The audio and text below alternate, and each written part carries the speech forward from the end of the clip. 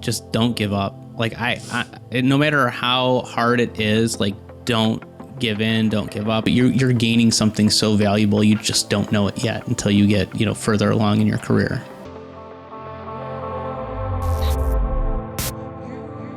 Starting a video production company can be quite challenging, but what resources have you found that helped you along the way?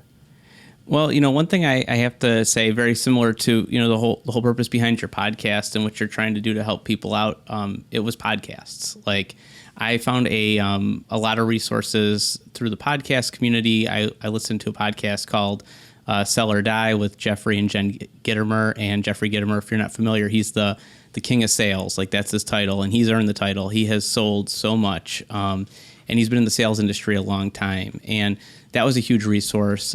Books have been a huge resource for me. One of the ways I actually found out about Jeffrey Gittimer is my buddy. He's a salesman for a large national tool company, and he recommended that I read this book called The Little Red Book of Selling, because I was really having a hard time trying to figure out, I knew how to build relationships, and obviously as a past cop, I've had to build relationships with people in some of the most extreme situations and get that trust from them, but it is very different in sales. So there's a lot of things that apply, but you do need to have the skill set to really get people to know, like, and trust you. That's how they buy from you. And Jeffrey Gittimer's book, Little Red Book of Selling, that was a huge help. That kind of launched me into his whole world. So that's really been a big sales resource for me. Another one is the podcast from Todd Hartley. It's called Video Marketing Mastery.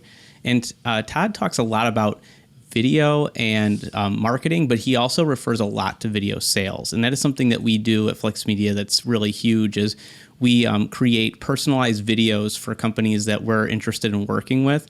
And we target people within the company that, have the ability to make a decision of some kind, whether that be an actual buying decision or taking us to the decision maker.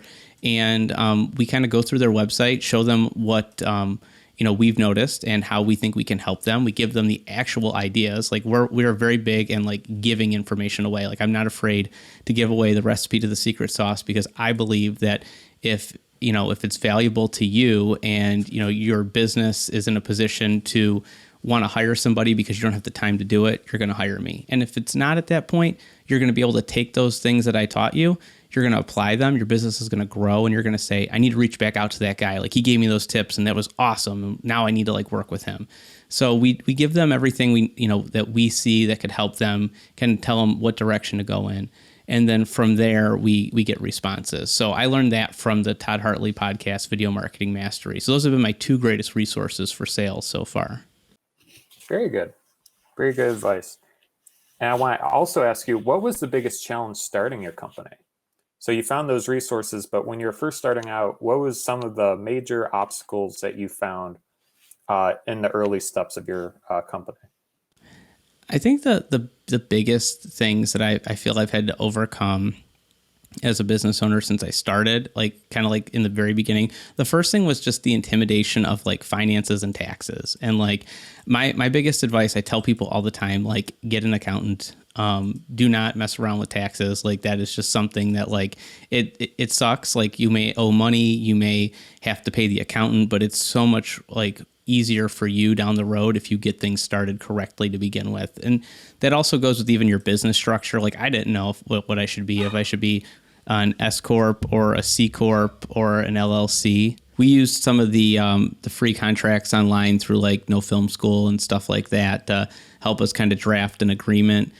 But we are looking for someone to kind of look over that and also make sure that things that we want to add, we can put in legalese, for lack of better term, because there are things that we've noticed that we never thought we would run into. For example, we have clients sometimes where they'll sign our contract and give us a down payment, and then we just can't get a hold of them. And I don't quite understand why that is. They'll disappear for months at a time. And really the problem with that is, it's not like we're not trying to get a hold of them. We will actively reach out to them every week to try and get a hold of them. But, they disappear. We don't hear from them. We try calling them. We can't figure out what's going on. And then we still go about our daily activity and we pick up new clients. And then the problem from there that arises is they show back up 3 months later and they want to continue their project and they want to get it done ASAP.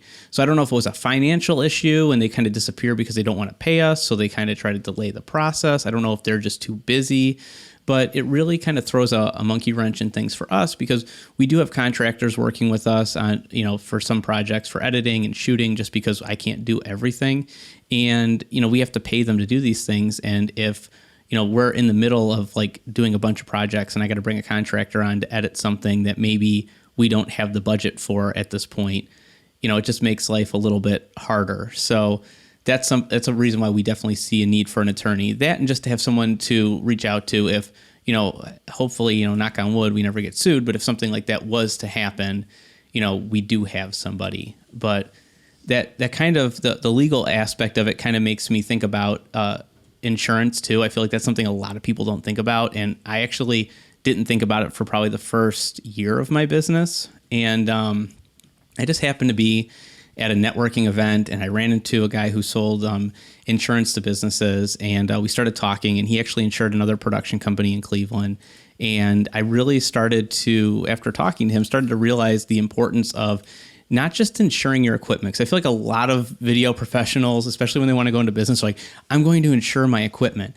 But it's really more than that. Like when you think about it, like we've had clients where we've had them bring their entire staff in for a whole day for us to shoot, their about video or their testimonial video. And they've had customers come in and they've given out free product. And, what if you're on that shoot and your camera falls off your tripod and breaks? Or, what if your camera gets stolen and then all of a sudden you don't have a backup camera?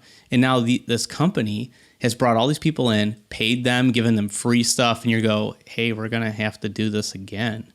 Like, you're going to eat that expense. You might not think you're going to, but you are. And if you don't eat the expense, you're going to get a really bitter client and a really bad review.